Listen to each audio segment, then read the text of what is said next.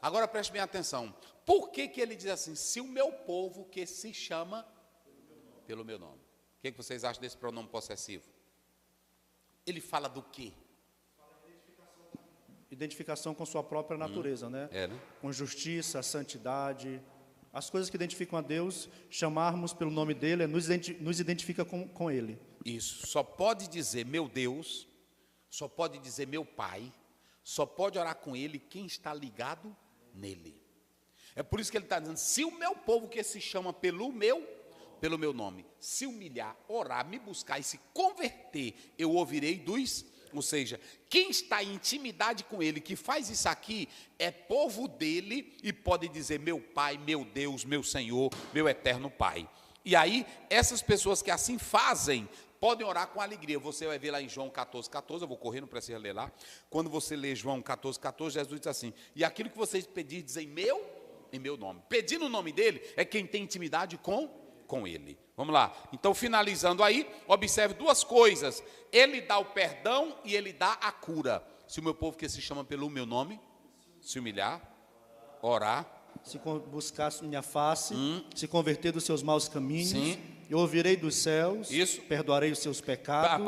Perdoarei os seus pecados e o que mais? Sararei a sua terra. Então você tem duas coisas aí, você tem duas coisas aqui. Você tem perdão e você tem o quê? E cura. O perdão é que Deus estava dizendo, eu não vou mandar tragédia, eu não vou mandar maldição, eu não vou mandar desgraça, eu não vou mandar peste para vocês.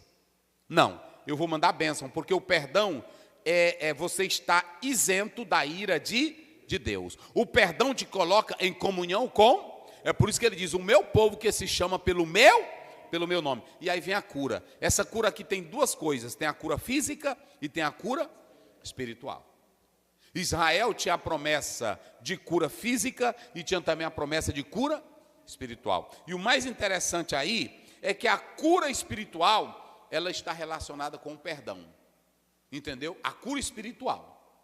Quando ele diz no Salmo 103, ele perdoa todas as tuas e sara todas as tuas, ele está falando do lado espiritual. Entendeu? Vamos ver aí essa referência. De Oséias 14, verso 4, depois o Salmo 41, verso 5.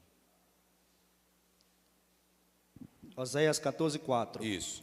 Eu sararei a sua perversão, eu voluntariamente os amarei, tá vendo? Porque a minha ira se apartou deles. Então você está vendo aí que a cura espiritual, ela envolve sarar aquilo que é interno do pecado, não é isso? Agora vamos ver aí, Salmo 41, 5. Rapidinho. Corre aí. Salmo 41, 5. 41, 5. Isso. Os meus inimigos falam mal de mim, dizendo, quando morrerá ele e perecerá o seu nome? Muito bem. Então, a cura física, ela pode ter duas coisas. Ela pode ter a cura física do corpo e pode ter também a cura física da terra. A gente sabe que Deus fez isso. Vamos ir lá, Gênesis 20, verso 7. Corre lá rapidinho, só para a gente analisar isso. Gênesis 20, aliás, 17. Depois Números 13, 20. 20, 17, de Gênesis. E orou Abraão a Deus, e sarou Deus a Abimeleque, isso, e a sua mulher, e as suas servas, de maneira que tiveram filhos. Está vendo? Aí você observa que tem esse lado da cura física, não é isso? E vamos lá para Números, para a gente fechar aqui. Vamos lá. Números 13, verso 20. Isso. Também qual é a terra, se grossa ou magra, se nela há árvores ou não, e esforçai-vos e tomai do fruto da terra. E eram aqueles dias os dias das primícias das uvas. Está vendo aí? Deus sara a terra, não é isso? Então você tem sarar a terra do próprio corpo físico e você tem sarar a terra física aonde o homem habita, ok? Então, para finalizar, você tem aqui, Pastor Ziel, e como é que o povo de Deus faz para ter sucesso? Se a gente perguntasse, o que o povo de Deus faz? Como é que vocês responderiam para ter sucesso? Eu já respondi, está aqui. Qual é? Isso. O sucesso do povo de Deus está onde? Na humilhação. O sucesso do povo está onde? Na oração. O sucesso do povo de Deus está onde? Está onde? Está aqui. Se você, olha para cá, olha aí. 4 segredos para prosperar em 2020. 2023. Olha aí, Caio, bota bem aqui, Brasil, filma aqui direito. 4 segredos para o povo prosperar em 2023. Não tem essa de horóscopo, não tem essa de buscar em tarô, não tem essa de... Não, 4 segredinhos. Te humilha diante de Deus, porque se quem humilha será exaltado. Quem ora, está lá em Mateus 7,7. Pedi e dá-se-vos-á, batei e abri-se-vos-á, buscai e me acharei. Depois é buscar e depois é se converter. Pronto, então são os segredos para você prosperar em 2023. 4 segredinhos. Eu coloquei isso aqui, irmãos, que o sucesso físico, o sucesso espiritual do povo de Deus depende das orações. É só isso. Depende da oração. Porque se você orar, o pastor já leu 14, ele sarará a vossa terra. Se você orar e se converter, ele ouvirá dos céus e protegerá. Não é assim? Não vai ter praga, não vai ter desgraça, não vai ter miséria. Então está aqui. Então vamos só analisar aqui. O que é avivamento espiritual? Avivamento espiritual é aquele desejo intenso que você tem de buscar a Deus, de orar, de ler a Bíblia, de se consagrar, de estar em comunhão com... Esse é o avivamento constante espiritual. Aí você tem o avivamento espiritual. Quais são as precondições para o avivamento? Quais são?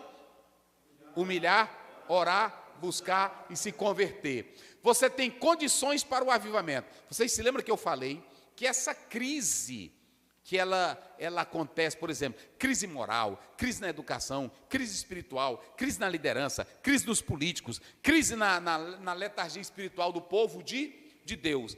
Para isso é que tem que se levantar homens de Deus, profetas de Deus, corajosos, para batalhar contra o pecado e mostrar para os que estão mortos que o Senhor tem vida. Ok? Aí você tem se humilhar diante de Deus, orar e buscar a face do Senhor, isso aqui é intensivo, e a conversão sincera. Pronto, a Bíblia diz em Provérbios 28:13, aquele que confessa e deixa, alcança misericórdia. Aí você tem aqui a necessidade de um avivamento espiritual. Você vê que Judá sempre estava pecando, sempre via aquele ciclo vicioso. E aí sempre tragédia vinha para eles. Agora, quando se arrependiam, buscava a Deus, o Senhor se voltava para ele. E aqui o pastor dá uma ideia de Ciro. Por quê? Porque vocês sabem que Ciro, ele vai ser profetizado muito antes. E aí Ciro vai ser um rei que vai ser chamado, Isaías 45, não é isso? 1:3, ele vai ser chamado de ungido do Senhor. Porque ele vai abençoar o povo de Deus. Ele vai tomar conhecimento e ele vai dar permissão para que o povo de Deus volte e reconstrua a sua terra. E aí quando nós atentamos para o livro de Ageu, capítulo 2, verso 1 a 9, aí você pode observar que um povo que vive no fracasso espiritual, ele não tem prazer, primeiro, na casa de Deus. Se você ler Ageu, capítulo 1, eles estavam interessados na casa deles, eles estavam interessados nos negócios deles, mas a casa de Deus estava sem ser construída, porque Ciro deu permissão, depois Dário vai rever nos livros e diz, vão construir a casa, mas o povo não queria construir a casa. Por que não queria? Vocês se lembram que quando Salomão terminou de construir a casa, Deus falou com ele, Deus disse, olha, eu vou abençoar vocês, se vocês continuarem assim. Mas quando você chega no período em que agora está Ageu, o povo não queria mais saber da casa, não queriam mais ir para os cultos, não queriam mais ir para o templo, não tinha mais obediência e só cuidavam dos seus negócios, das suas vidas particulares. Aí Deus levanta Ageu como profeta, ele entra em cena para falar com Zorobabel e com Josué. Agora deixa eu dizer uma coisa para vocês, o cenário que Ageu vai entrar é totalmente diferente. Olhe para cá, eu coloquei aqui a condição social e espiritual do povo. Eles não tiveram uma boa colheita, eles não estavam bem financeiramente, eles não estavam bem socialmente, de modo que como era que eles poderiam contribuir com a obra de Deus se eles não estavam bem? Entenderam? Vê aí Ageu 1:11, veja aí. Ageu capítulo 1, verso 11, como é que diz? E fiz vir a seca sobre a terra, e sobre os montes, e sobre o trigo, e sobre o mosto, sobre o azeite, e sobre o que a terra produz, Sim. como também sobre os homens, os animais, e sobre todo o trabalho das mãos. Então vocês perceberam? Aqui vocês podem observar que quando Ageu entra em cena, o povo está na maior fome. Eles não tinham como celebrar festa, eles não tinham, porque aconteceu uma tragédia na colheita e eles não tinham bons frutos. Aí mais ou menos seria outubro de 520 antes de Cristo. Então você tem aqui uma crise social e uma crise espiritual. A crise social é que eles não estavam bem economicamente. A crise espiritual, eles não faziam caso da casa de indiferença. Não vão para o culto, cuidavam dos seus negócios. E a Bíblia diz que eles ganhavam dinheiro e era como se estivesse colocando aonde?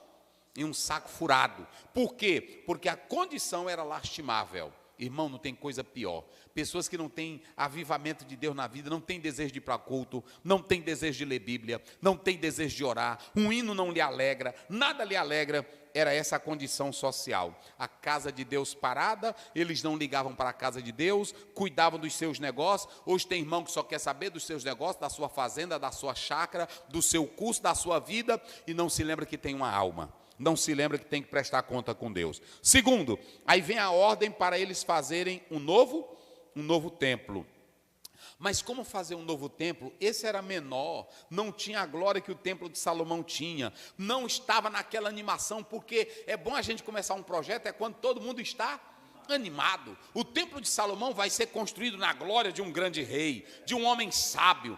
Davi tinha juntado todo o dinheiro para fazer o templo, mas agora não. Teve uma seca, teve um ataque na colheita, eles não estavam bem, o tempo não era bom. Como se envolver na construção do templo, se o povo estava também na desgraça social e espiritual? Como entrar num templo que seria menor, que não tinha glória? Nesse templo, segundo o Talmud, comentário babilônico, comentário judaico, segundo o Talmud, diz que o templo aqui não teria arca, porque eles não sabiam onde ela estava. Eles não teriam a glória de Deus na casa, como teve lá de Salomão. Como entrar num projeto desse, se estava tudo falido?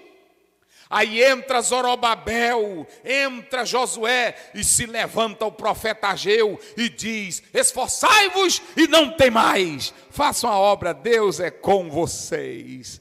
Olha para cá, olha para cá. Homem de Deus não se importa com crise.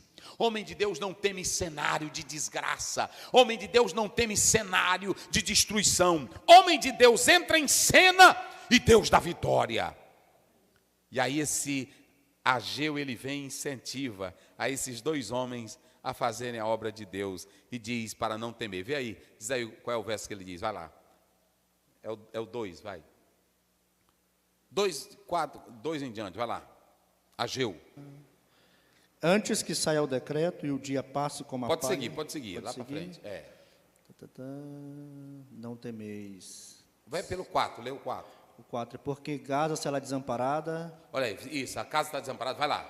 E Asquelon assolada. Sim. Asdod ao meio-dia será expelida. Isso, vai. E Ecrom desraigada. Sim, vai. Ai dos habitantes da borda do mar, do povo dos quereteus. Aí é 2 Ageu, é? 2. De Ageu? Ageu não, é sofonias. É Ageu.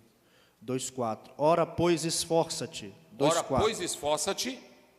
Zorobabel, diz o Senhor. Isso. E esforça-te, Josué, Sim. filho de Josadaque, sumo sacerdote, e esforçai-vos todo o povo da terra, diz o Senhor, e Isso. trabalhai, porque eu sou o Senhor convosco, diz o Senhor dos exércitos. Diante de todo esse cenário, vem esse homem de Deus, Ageu, e diz: não temais, trabalhai, porque o Senhor dos exércitos está convosco, e Ele colocará o Espírito em vocês. Aí o que mais interessante, vamos ler 2:8-9, vamos lá. 8. Minha é a prata Sim. e meu é o ouro, diz o Senhor dos Isso. exércitos. A glória desta última casa será maior do que a da primeira, diz o Senhor dos exércitos. E neste lugar darei a paz, diz o Senhor. Pronto. Quando ele diz a glória da segunda casa será maior do que a, tem dois sentidos. Será maior do que a primeira. Pode ter a glória também física que o templo iria ter, mas a glória que ele está falando aqui é escatológica, que Jesus estaria vindo, não é isso?